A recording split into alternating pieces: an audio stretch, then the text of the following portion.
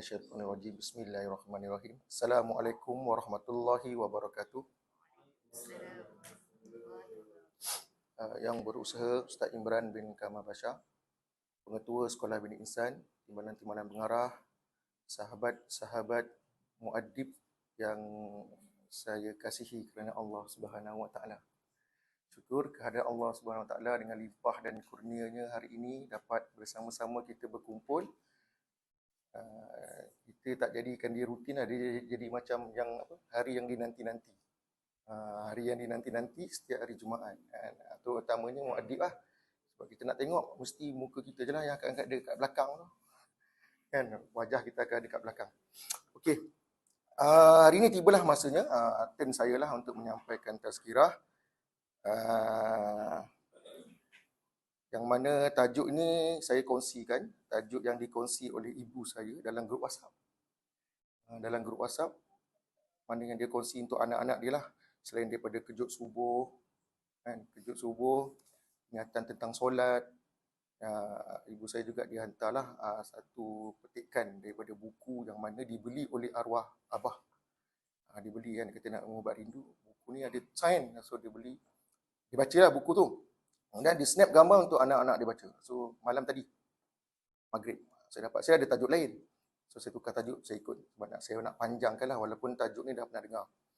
Untuk penonton yang berada di Instagram, nantikan sehingga akhir tazkirah ini kerana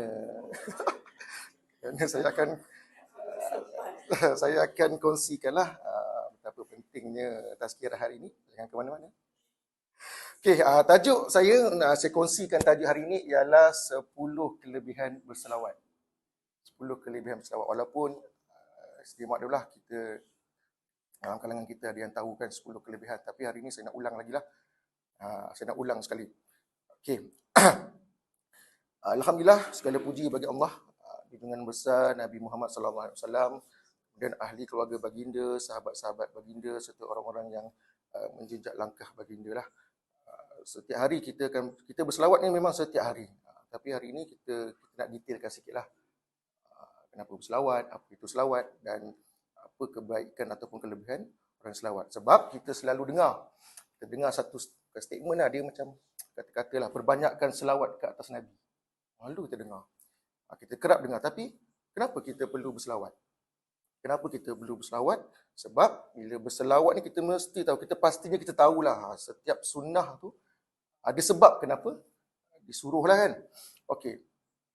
Yang mana selawat ke atas Rasulullah sallallahu alaihi wasallam merupakan satu tuntutan dalam agama kerana terdapat banyak kelebihan bagi orang-orang yang sentiasa berselawat ke atas Nabi sallallahu alaihi wasallam. Kenapa kita perlu berselawat? Pertama sekali, selawat itu ataupun zikir adalah ibadah yang disyariatkan oleh agama Islam. Yang mana ada sekumpulan ulama menyatakan selawat adalah satu juzuk zikir. Ini saya study dekat, saya jumpalah term ni dalam page mufti wilayah. Oleh itu Allah SWT menuntut kita untuk berselawat ke atas junjungan kita Nabi Muhammad sallallahu alaihi wasallam. Selawat ke atas Nabi ini adalah satu wasilah ataupun satu jalan untuk mendapatkan cinta Allah.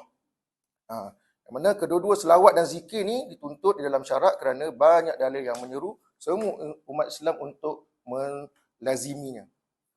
Apa itu selawat? Selawat adalah daripada perkataan jamak bagi solat yang bermaksud doa atau pujian. Yang mana makna dalam selawat itu berbeza-beza. Selawat Allah adalah pujiannya di sisi para malaikat. Selawat malaikat pula ialah doa tambahan gandaan pahala, manakala akhir sekali selawat yang kita selalu buat ni lah, selawat orang mukmin ialah doa dan pengharapan agar Allah sallallahu alaihi wasallam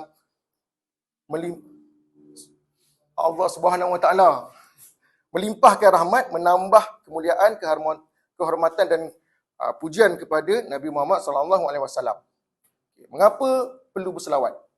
Jawapannya mudah. Selawat adalah sunnah yang memberikan pahala. Firman Allah Subhanahu wa taala, auzubillahi minasyaitonirrajim. Innallaha wa malaikatahu yusalluna 'alan nabi يا أيها الذين آمنوا صلوا عليه وسلموا تسليما. Sesungguhnya Allah dan malaikatnya berselawat, memberi segala penghormatan dan kebaikan kepada Nabi Muhammad sallallahu alaihi wasallam. Wahai orang-orang yang beriman, berselawatlah kamu kepadanya serta ucapkanlah salam sejahtera dengan penghormatan yang sepenuhnya. Al-Ahzab 56. 10 kelebihan. Saya kongsikan 10 kelebihan berselawat. Yang pertama sekali, ia merupakan salah satu amalan yang paling utama. Amalan yang paling utama dalam kehidupan kita sehari-hari. Selagi Allah memberi nikmat hidup kepada kita, masih bernyawa, maka kita berselawatlah. Jangan berhenti kecuali mati. Okay. Yang kedua, menghapuskan kesalahan dan dosa. Kesalahan dan dosa. Sabda Rasulullah sallallahu alaihi wasallam, maksudnya barang siapa berselawat kepada aku satu kali, nescaya Allah berselawat kepadanya 10 selawat, menghapuskan darinya 10 dosa dan mengangkat darjatnya 10 darjat. Hadis riwayat An-Nasa'i. Yang mana kita lihat semudah berselawat, dosa akan terhapus. Mudah dengan berselawat, dosa akan terhapus. Memangnya Allah sangat suka memberi kemaafan. Kemaafan kepada sesiapa yang ingin meminta maaf kepada penciptanya hanya dengan berselawat. Teringat ada dosa, teringat ada kesalahan, kesilapan, maka kita berselawat. Yang ketiga, jaminan untuk mendapat rahmat Allah di dunia dan di akhirat serta syafaat Nabi Muhammad sallallahu alaihi wasallam. Yang keempat, selawat dengan berselawat yang menjadi benteng sifat munafik dan kafir. Yang kelima, selamat dari huru-hara hari kiamat. Dan yang keenam, menjadi penyebab hajat, doa dan amalan baik diterima Allah. Sabda Rasulullah sallallahu alaihi wasallam, maksudnya semua permohonan doa akan dihijab, terhalang, sehinggalah dibacakan selawat ke atas Nabi Muhammad dan keluarga Nabi Muhammad sallallahu alaihi wasallam. Hadis riwayat Al-Tabrani. So, awalkan ataupun akhirkan doa dengan membaca selawat atau zikir. InsyaAllah, doa-doa kita Allah kabulkan. Okay. Yang ke-7. Okay. 7. Dengan berselawat, ia merupakan tiket untuk mudah memasuki syurga dan terlepas daripada penghisaban yang rumit. Okay. Yang ke-8, menggantikan sedekah. So yang ke-8 tu, dengan berselawat kita menggantikan sedekah bagi mereka yang tidak mampu sedekah. 9, dikasihi oleh Nabi Muhammad sallallahu alaihi wasallam dan dapat turut serta mendampingi baginda di syurga kelak. Daripada Abu Umamah radhiyallahu anhu bahawa Nabi Muhammad sallallahu alaihi wasallam bersabda, maksudnya, perbanyakkanlah berselawat ke atasku pada setiap hari Jumaat. Sesungguhnya selawat yang dibaca oleh umatku akan dibentangkan kepadaku pada setiap hari Jumaat. Barang siapa yang paling banyak berselawat ke atasku, maka dia akan berada paling hampir denganku, yakni di dalam syurga. Allah nikmat tu Allah bagi. Hanya dengan berselawat kita rezeki kita lah tu, kan, dapat mendampingi, doalah dapat syafaat, boleh dapat mendampingi Nabi. Pasti antara kita ni inginlah, ataupun semua, memang dia punya hajat di hati nak berada di samping Nabi di akhirat. Jika sebelum ni kita memang tak pernah berjumpa kan, tapi kita rindu, kita merindu. So dengan rindu tu kita berselawat lah, kan. Yang terakhir, yang ke-10, kehidupan di dunia penuh ketenangan dan bahagia, manakala di akhirat kelak terlepas daripada segala yang menduka citakan dengan berselawat. Okay. Saya kongsikan 10 kelebihan berselawat dan saya tambah satu lagi. Selawat yang boleh kita amalkan, banyak selawat kan, tapi antara ni satu ni saya dapat, ni anak saya lah, atas motor dia berselawat, saya tak dengar jelas, tapi atas motor saya dengar Nurul Mubin, lepas tu saya dengar hujung Mustafa. Dia duk ulang Nurul Mubin, Mustafa. Tu saya carilah balik, kan. Saya cari, okey, saya dapatlah selawat Nurul Mubin. Selawat Nurul Mubin yang mana selawat ni kita boleh amalkan 10 kali lah baca untuk kita atas motor kan. Dalam kenderaan nak pergi kerja 10 kali, balik kerja 10 kali. Selawat Nurul Mubin. Yang mana kalau antara kelebihan selawat, yang pertama sekali berselawat 10 kali pahala. 10 kali pahala. Yang kedua, diampunkan dosa, diangkat darjat. Yang ketiga, mendapat syafaat di hari kiamat. Dan yang keempat, mendapat kebahagiaan hidup. Yang terakhir, dipermudahkan urusan hidup. Kadang kalau sedih pun, selawatlah. Okey.